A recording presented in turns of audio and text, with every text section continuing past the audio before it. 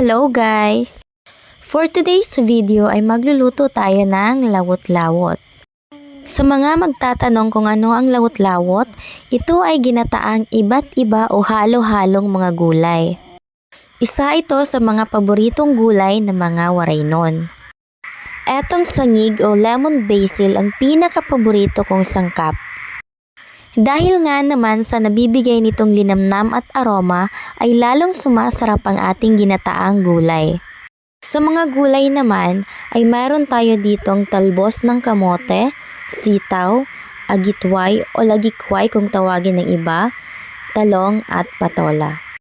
At syempre, hindi mawawala ang tanglad dahil isa ito sa ating pampalasa.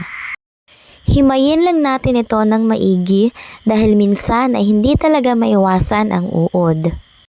Pagkatapos gayatin ay atin na itong hugasan. Dahil ginataan nga ito ay magkakayod na tayo ng nyog. Pagkatapos ay atin na itong pigain.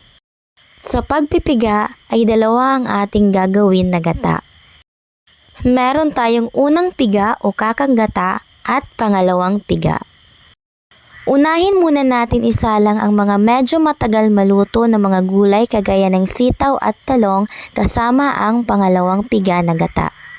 Pagkatapos ay isunod natin ang ating patola.